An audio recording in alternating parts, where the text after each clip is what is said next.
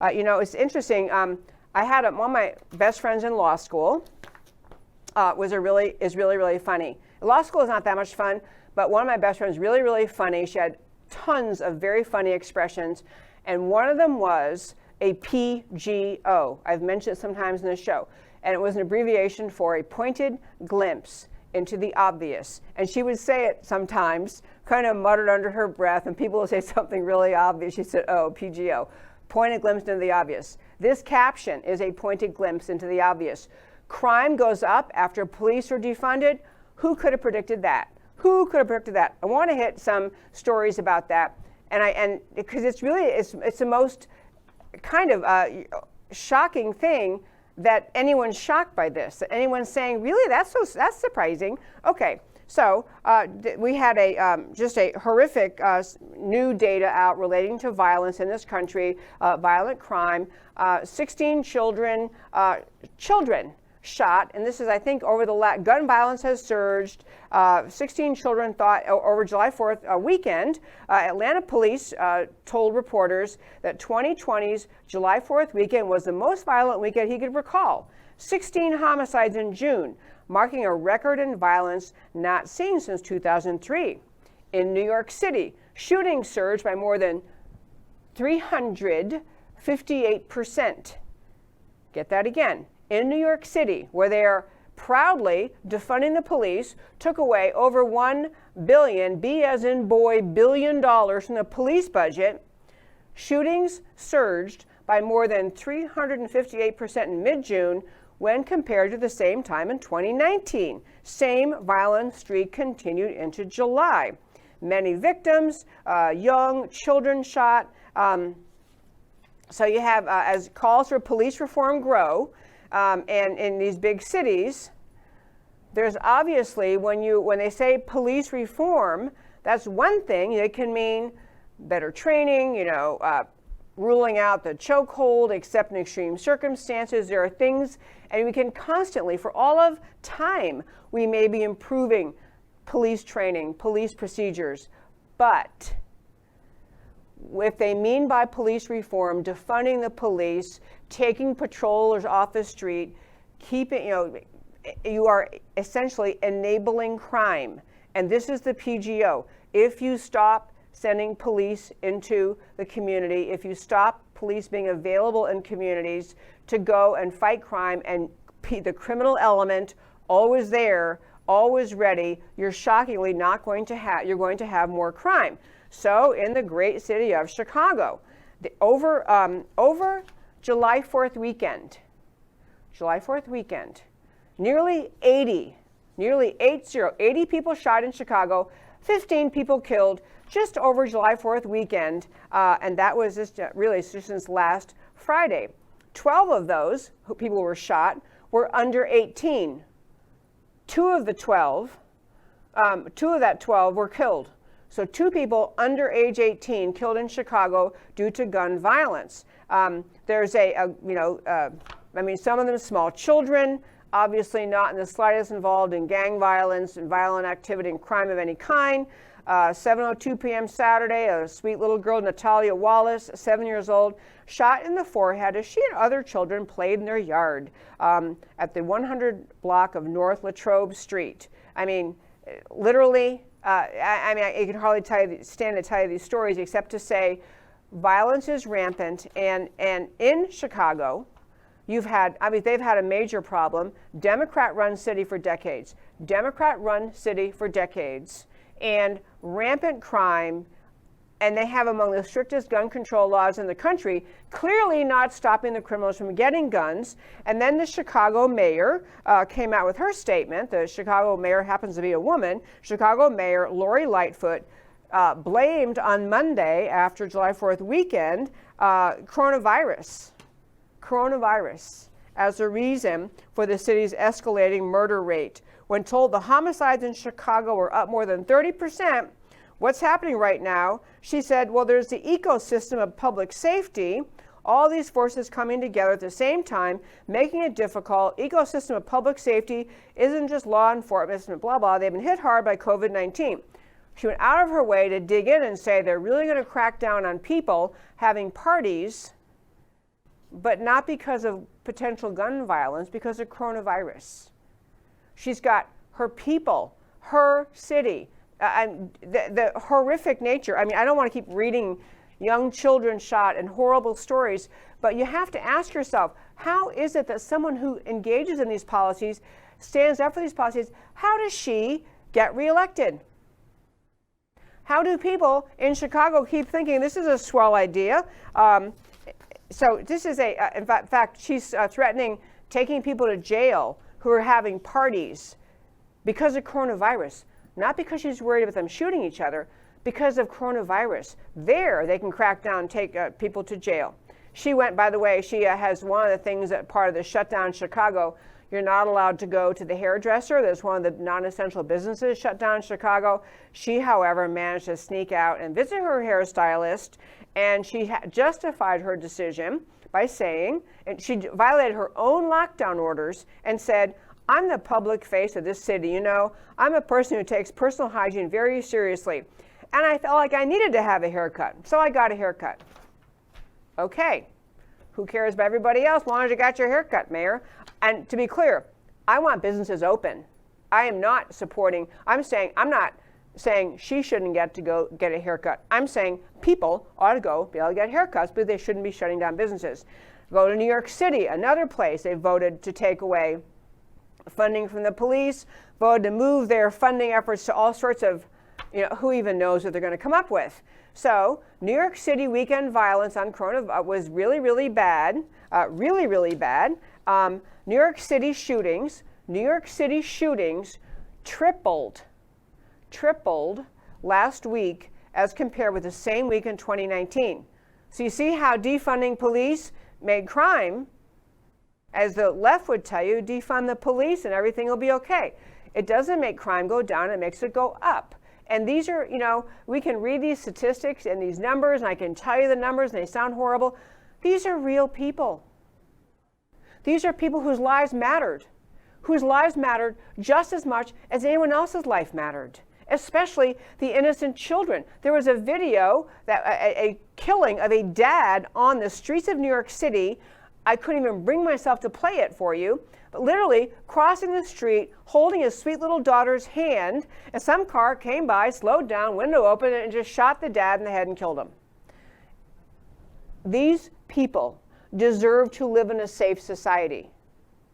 They do not deserve to have Democrat government in these big cities that has presided over the growth in crime rate, the growth in murder rate, the growth in gun use, and all these people at the same time lecturing other people about their conduct, and they are the ones in charge of cities where lives are being lost. Innocent, sweet lives are being lost. So again, New York City had tripled the crime rate, triple the number of shootings last week than they had in 2019 in the same week. So they had between Monday, June 29th and Sunday, July 5th, the city saw 74 shooting incidents, 101 victims. Okay, 18 people murdered in the city last week, 6 more than the same period. I could go on and on.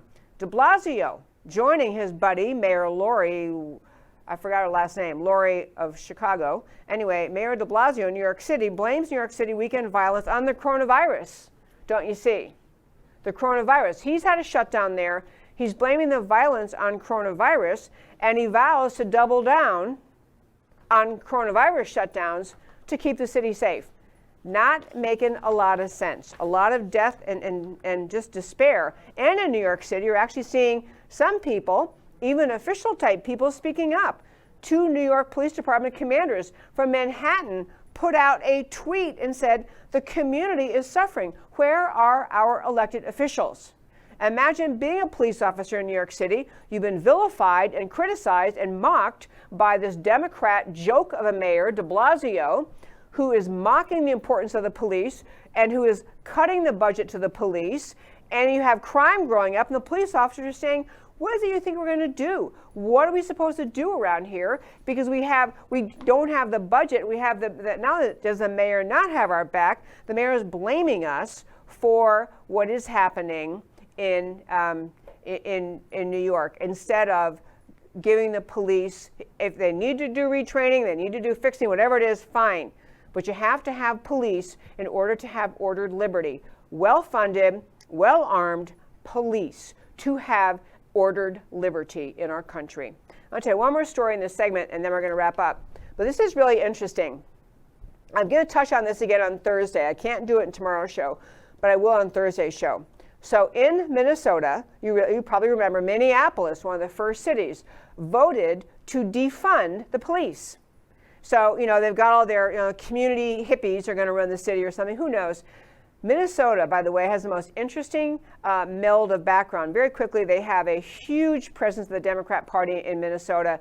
It actually was a very socialist, union-based, farm labor, the farmers, I forgot the name of the group, but it's Farm Labor Socialist, something like that party. Huge player in Minnesota politics for decades. So Minnesota has had a huge socialist influence, not just recently, but for decades and decades. So the Democrat Party in Minnesota very melded already with the socialists. And then you had a large influx of Islamic immigration. So you have pockets of Minneapolis they call Little Mogadishu, because you have pockets of immigrants coming in, Islamic immigrants coming into Minneapolis who are setting up, they don't want to be called no-go zones, but they're pretty darn close. I talk to people in Minnesota all the time. Pretty darn close to no-go zones. This is the area in Minneapolis that elected Ilhan Omar to Congress. So now you have Minneapolis city government defunding police. They really want to go to, community organizer hippies or whatever who's going to take their place. And you have a very strident Islamic section of Minneapolis, the people who are very, very strident and they do not want to assimilate. They're not interested in assimilating.